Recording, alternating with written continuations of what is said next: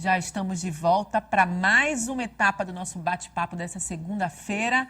Continue conosco, porque agora a gente vai falar de um assunto bem interessante. A gente vai falar com a Déia Mello, que é jornalista e arte educadora.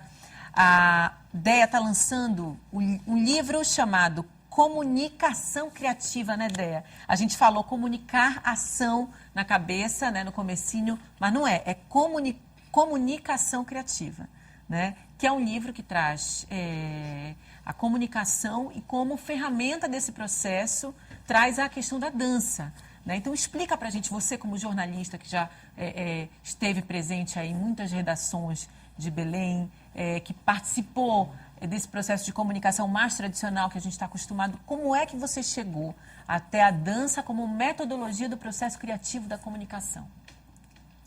Mari, Mari, Manumbai, Sé, Manumbai. Mari, Mari, Manumbai, Sé, Manumbai. Oh, Mari, Mari, Manumbai. Mari, Mari, Manumbai, Sé, Manumbai. Mari, Mari, Manumbai. Gostei, olha, já estava até mexendo o pezinho aqui. Esse é um canto do povo Macuxi, da Raposa Serra do Sol.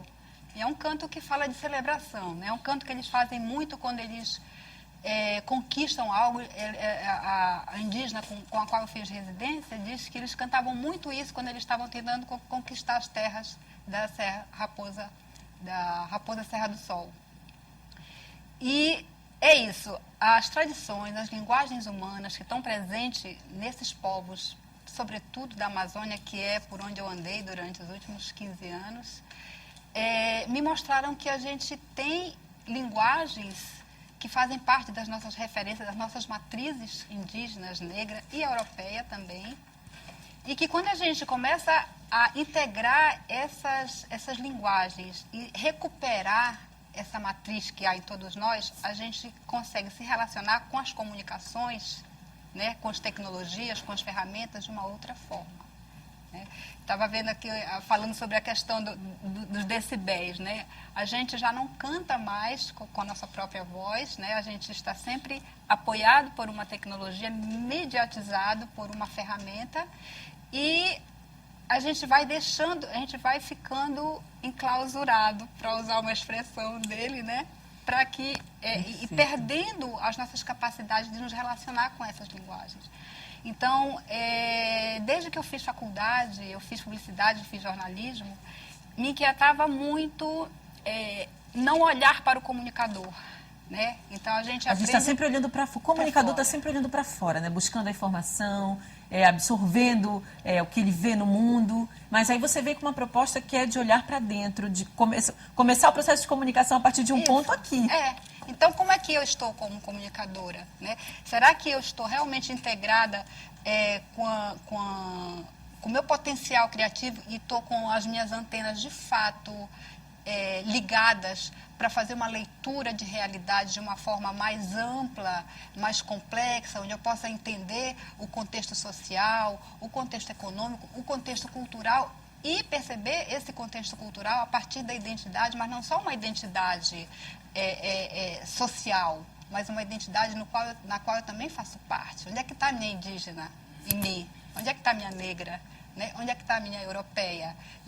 E no livro, eu faço essas relações com as partes do corpo, né? Então, relaciono o indígena com os pés, que são as nossas raízes, o africano, a matriz africana com o nosso ventre, com a nossa criação, e a europeia com a nossa cabeça. A nossa educação privilegia a nossa racionalidade, a nossa intelectualidade, o nosso pensar, né? A gente ter competência cognitiva, mas não nos ensina a gente ter uma competência criativa, vamos assim dizer. Perfeito. Ser mais integrados nessas competências. Sim. Agora, Déia, você fala dessa questão do alinhamento, do alinhamento do indivíduo com a natureza, com a essência e mar, com o elemento lua, né? Você propõe uma visão do ato de comunicar completamente diferente, né? Foi aquilo que a gente falou ainda há pouco, né? Que a gente está acostumado a olhar sempre para fora. Aí eu até coloco a questão aqui da poluição sonora, né? Que a gente vive, a gente está imerso nela. Como é que eu vou conseguir, como é que eu consigo fazer esse alinhamento, como é que eu consigo me integrar a esses fatores aí que você coloca no meio dessa bagunça toda? Então, o nome do livro é Comunicação Criativa, Narrativa, Vivência e Imagem. Então, olhar essas três dimensões. Qual é a minha narrativa? Né? De onde vem? Então, se eu estou na concepção muito intelectual e não estou na concepção orgânica, então a minha relação orgânica com as coisas que me rodeiam, que não são só as coisas materiais, não só a dimensão intelectual, mas a minha dimensão intuitiva, né? A minha dimensão corporal. Como a gente vive numa Amazônia, a gente tem a Ilha do Combu aqui na frente e muitos de nós nunca nem atravessamos. Então, é perceber que o nosso conteúdo, ele parte de uma relação com esse todo. Então, se eu saio na rua, nem olho para o céu para ver como é que está o tempo, se eu não ando descalça, se eu não respiro profundamente, né? Como é que eu posso ter uma desenvoltura relativamente tranquila para lidar com os decibéis sem enlouquecer o outro e sem enlouquecer a mim mesmo? Né? Então, tudo isso se reflete na nossa relação de comunicação. Então, quem é comunicador? É só o jornalista? Não, o médico é, o professor é, a mãe é, o pai. Né? Todos nós, em algum momento, a gente está... Ainda mais hoje que a gente tem liberdade de informar. Perfeito. Por qualquer instrumento que a gente tiver à mão, a gente está informando. Hoje somos todos comunicadores em potencial. Né? Total, total. E aí acho que nesse momento em que a gente está muito influenciado pelas tecnologias, nos voltarmos para perceber o que é que me interessa de informação de fato. Né? O quanto do que eu absorvo de informação eu realmente uso no meu cotidiano. Trazer isso para a ação. Por isso que o nome do livro é Comunique - Ação. É uma atitude de comunicação que a gente tem que ter. Né? É uma atitude consciente do que eu quero dizer e do que eu absorvo para quê.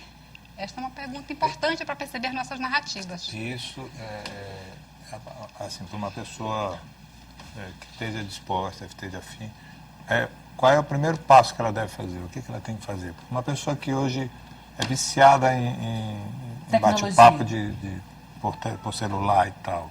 A gente vê o cara sentado, o jovem, o adulto mesmo sentado, um do lado do outro, são amigos, estão aqui, cada um aqui, não estão conversando. Então, assim, eu entendo, é interessante você, de repente, tomar atitude de ir para o outro lado, ir para o Combu. Passe um dia lá e você já telefone sente, desligado, né, Guaraci? Desligar o telefone. Desligar o telefone. E se conectar, como a ideia. Minimamente com o outro. Eu tive uma experiência interessante, rapidinho. Eu fui para o Combu, umas 2 semanas atrás. Era um bar, já num furo, eu estava num bar. Do outro, assim, a uma distância de 100, 200 metros, tinha um outro bar com som alto. Eu percebia que estava alto, porque eu conseguia ouvir bem, claro, a música, mas não me perturbava, ficava como um radinho ligado, porque eu estava distante. Aí estava lá, uma música horrorosa, qualquer coisa assim, né? Que me persegue, parece. Aí eu estava lá, aqui nesse bar que não tinha som, um som mais tranquilo. Caiu um temporal gigantesco. Aquilo criou uma cortina sonora que só aí que eu consegui a imersão. Sabe? Só aí que eu consegui estar naquele ambiente. E o cara lá do outro bar, ele teve que desligar o som. Eu percebi que ele desligou, né? Então, assim, eu imagino que seja essa atitude, né?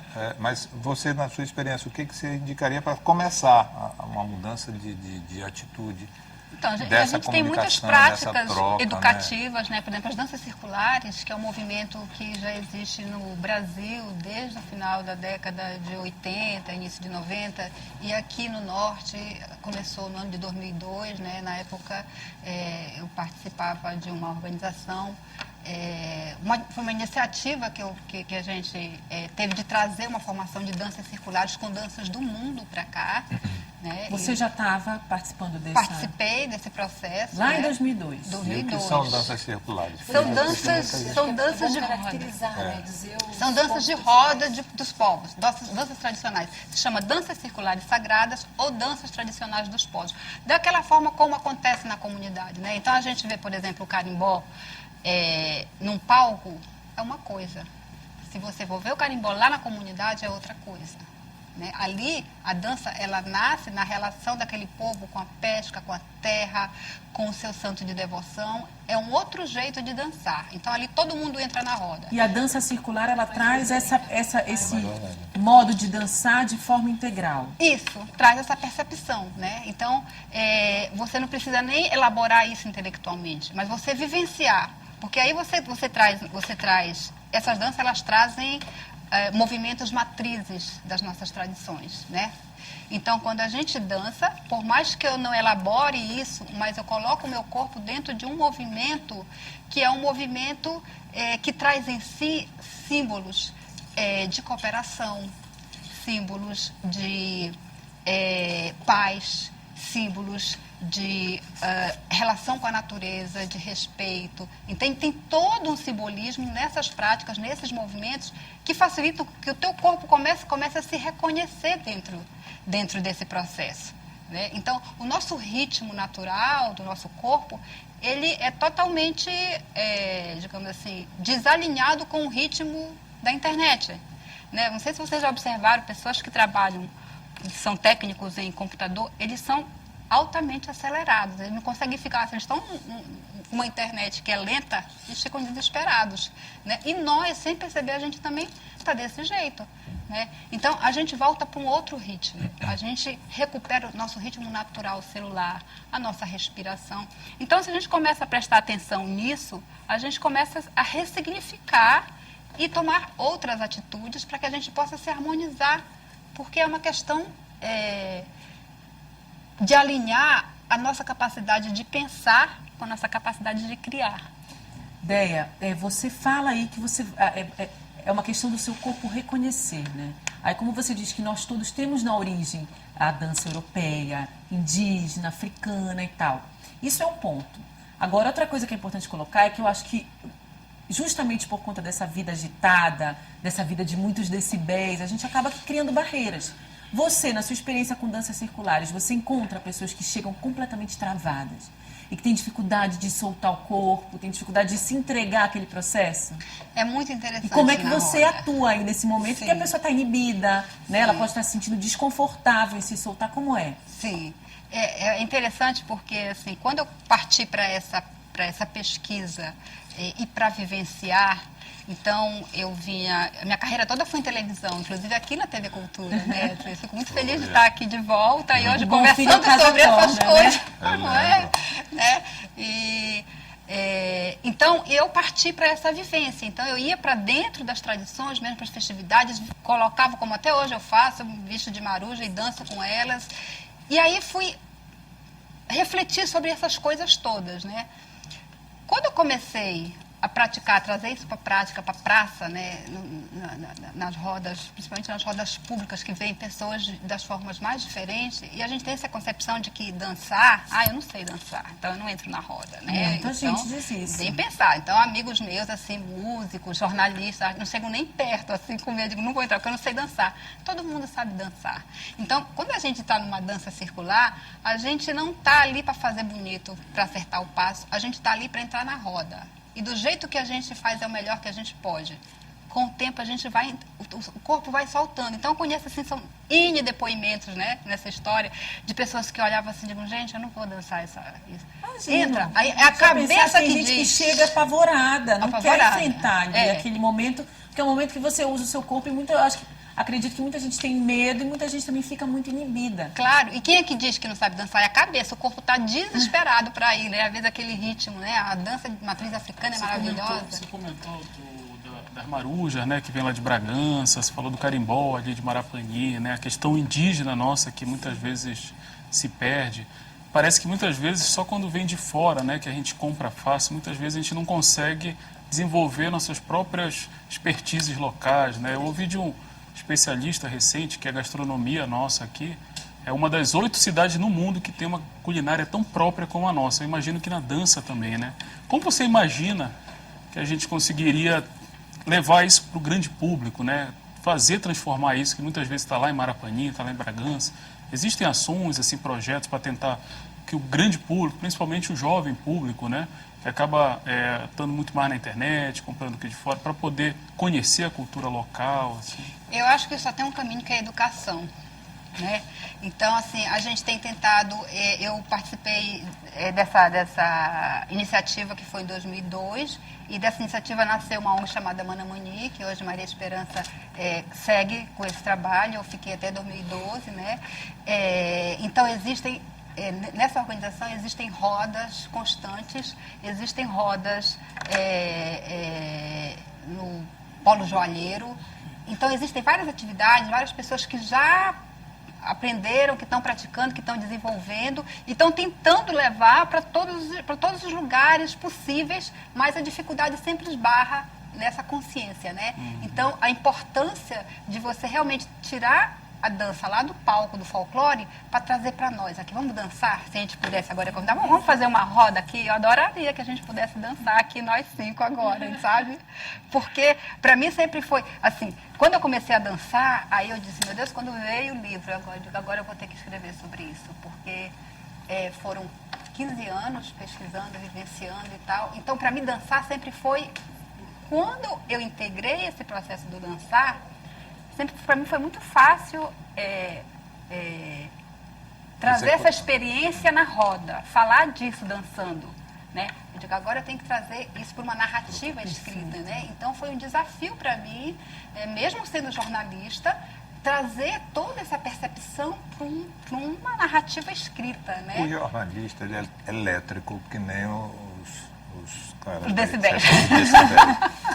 Como é que isso a gente aqui, né, jornalista, Demais. isso favoreceu para a tua conduta enquanto profissional dentro de, assim, para a tua saúde jornalística? Sim, digamos assim, sim. Né? O que mudou? Normalmente a gente fica estressado, tem que fazer uma pauta, tem que ir para a rua, tem que fazer Já é comum você dizer, é normal dizer que jornalista vive estressado, Tu não jornalista tem trabalha mais com gastrite. isso, né? Tu não trabalha mais Na assim, redação, não. de redação, né? Não. Mas assim, o que... Então eu escrevo... Teu ritmo mudou completamente, né? Mudou completamente. Porque aí eu, em vez de eu atender o ritmo de fora, eu comecei a pensar, não, o ritmo de fora tem que se adequar ao meu ritmo interno. Então a gente vai dançar com essas coisas, né? Então a gente vai dançar com essa prática. Como é que a gente pode dialogar? Eu lembro que quando eu fui facilitadora do GT de Cultura do Fórum Social Mundial, então a gente passou 1 ano fazendo reuniões no GT de Cultura, mas a gente não conseguia dançar as questões. Eu digo, gente, vamos dançar para ver como é que a gente resolve isso aqui? Dançar as questões é uma frase... Dançar as questões é ótimo. Vamos dançar esta questão. Não é? Né? Uma frase de Resolver efeito, as né? questões dançando. É Né? bonito imaginar. Deia, Como você comentou desenvolver. que é um problema de educação. Claro que é. Vocês têm espaço nas escolas, têm projetos de ir até as escolas, como é que são recebidos, se tem?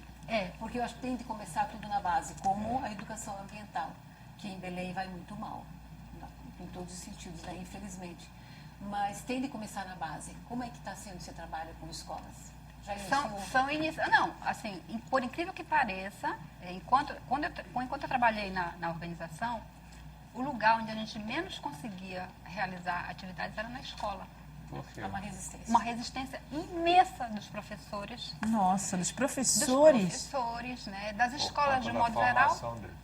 A nossa educação, ela privilegia o intelecto, né? A competência cognitiva. Você coloca isso aqui, né? Eu li que, bom, você diz aí que tem que haver uma harmonia entre o teu lado direito e o teu lado esquerdo do cérebro. Para quem não sabe, né? O lado direito é o lado intuitivo, criativo, e o lado esquerdo, que é o lado racional, analítico e tal.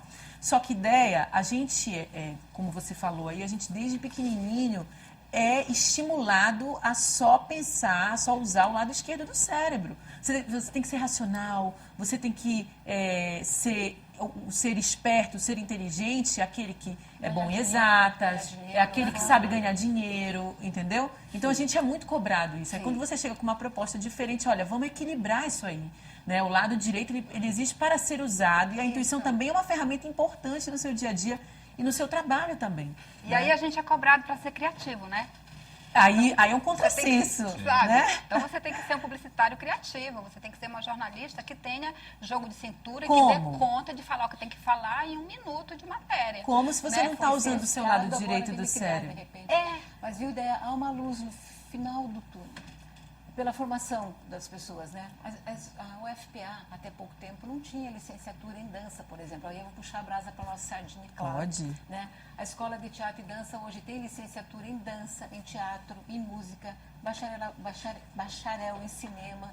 Então, as artes, de modo geral, estão sendo muito bem contempladas. Antes era uma formação muito mais técnica, que eram os cursos técnicos. Hoje nós temos licenciatura.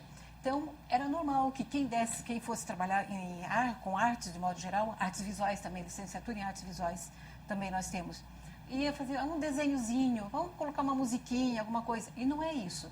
Então, os nossos egressos da licenciatura em dança já estão, muitos deles colocados no mercado, em escolas, alunos do mestrado também, que já trazem essas danças alternativas para serem trabalhadas na academia. Então, há uma perspectiva melhor. Sim. Eu espero, rogo para os deuses dos palcos que essas meninas, ao caírem nas escolas, não sejam engolidas pela burocracia e pelos senões que existem, pela resistência que existe, né? Então, a gente sempre diz para elas, vocês cheguem lá e vão fazendo um trabalho de formiguinha, né? Olha a consciência, olha despertar, formar.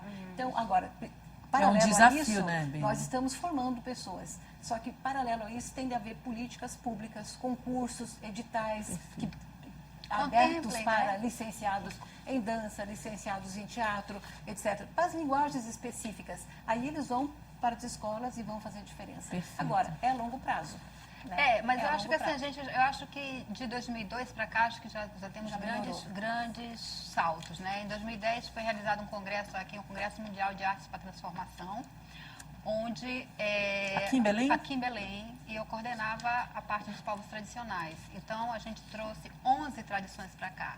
Dessas 11 tradições, os 11 mestres estavam na universidade, dando oficinas, junto com os mestres da academia. Foi um processo belíssimo. Então, assim, a gente tem esses mestres de tradição, inclusive, quero mandar um abraço para os mestres que estão, os foliões aqui, de São Sebastião, do Marajó. Eles pediram para mandar um abraço e dizer o nome deles, posso dizer agora? Pode sim. Então, é o mestre Miguel Aires, um grande abraço, o mestre Rufino Braga, o Júlio César, o Altair Barbosa e o Altair Gama. Eles estão aqui fazendo as ladainhas e as folias durante um mês com o santo que veio de Cachoeira do Arari, e vão ficar durante o mês. Quando eles retornam, eles vão sair para os campos do Marajó durante 6 meses para voltar só em janeiro, quando acontece a festa. Legal. É. Dea, a gente está com umas fotos aí no ponto de uma ferramenta que você colocou, que você trouxe aqui pra gente, que é a caixa criativa. Caixa é de isso? imagem. Caixa de imagem. Eu ia perguntar o que é isso.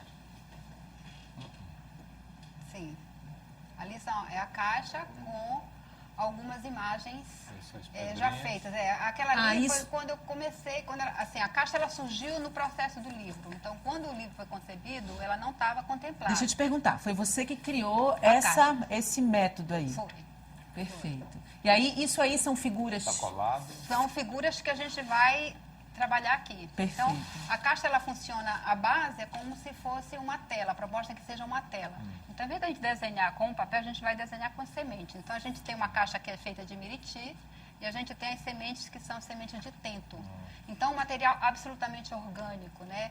Um material que traz um valor simbólico e um valor De raiz, por assim dizer. de identidade, né? Bem forte, bem interessante. E esses desenhos são todos teus? São todos meus. E qual é a finalidade dessa caixa de imagem dentro do processo criativo? Pois é. É desenvolver, é justamente abrir esse canal, né, da criatividade. Então, quando você vai usar, você vai... Qual é a minha narrativa? A gente vai começar a perceber... Então, tudo isso é surgir no livro. A gente ter nossos cadernos, onde a gente vai escrever as nossas narrativas, onde a gente vai relatar as nossas vivências e vai perceber as imagens. Porque a imagem... Então, assim, a minha carreira enquanto jornalista foi toda em televisão. E hoje eu entendo quanto sentido fez para mim essa experiência, para eu perceber a imagem desse ponto de vista. Porque o que se altera é a imagem. Para a narrativa mudar, a gente tem que mudar a nossa imagem. Uma imagem, por exemplo, eu não sei dançar. Eu não dou conta de dançar. Então, eu preciso alterar isso. São imagens conceituais, então. Né? Pré-concebido. Crenças, né? Então, em algum momento, e aí eu oriento como usar, Utilizar. a gente vai poder trabalhar isso aqui no momento de tranquilidade. Deixa eu mostrar aqui, ideia, para o telespectador de meditação. casa. Uma meditação, Pra uma você. dança com os dedos. Olha, aqui tem, isso aqui são as sementes de tento, Isso, né? E aí você usa nesse processo com a caixa. isso. Né? Aqui a gente vai desenhar com as sementes. E Até aí ficar satisfeito. Aí Até ficar olha, satisfeito, depois isso. desmonta. Não, aí é interessante que se chegou numa imagem, a imagem que é você quer chegar nesse padrão, porque você vai colocar uma intenção Sim. nesse processo. Então, este é o meu novo padrão. Eu danço. Eu sei dançar. Então, esse é o meu padrão. Saiu aqui essa imagem. É interessante que eu possa deixar ela em um lugar onde eu possa estar olhando, porque isso vai estar... É a mesma relação que eu tenho com uma imagem na televisão, eu tenho com essa imagem. Que legal. Então, o quanto que essa imagem de uma televisão, de um computador me influencia, essa imagem me influencia. Isso ela é orgânica. Eu produzi essa imagem. Eu vi ali, parecia uma aranha, um ET, uns passarinhos, que são dentro de vários momentos Vários que você momentos. se identifica com aquela imagem. Sim, ali, sim. E trabalha ela durante Ela. o dia. Ideia, por deixa eu ela mostrar tá aqui para o lá. telespectador, né? Que é uma caixa, essa aqui é uma caixa de Miriti. Você orienta os seus alunos a fazerem esse processo em casa ou é no meio lá do grupo, junto? Então, essa caixa, eles ainda não experimentaram porque ela surgiu no processo. Então, quando eu comecei nessa coisa do livro, há 3 anos que eu me recolhi. Que eu deixei, que eu me voltei para esse trabalho, né, para olhar, porque eu estava num momento assim que eu já estava assim, muito fora. Digo, não, eu preciso voltar para mim agora e olhar para esse trabalho, né? E aí eu fui me recolhendo. Nesse processo veio o livro, que eu não pensei em escrever um livro. O livro chegou, né? Nessa coisa de dançar, de estabelecer Foi um contato, intuitivo. né? Intuitivo. E a caixa veio nesse caminho, né? E eu comecei a utilizar e fui vendo. Ela tem um formato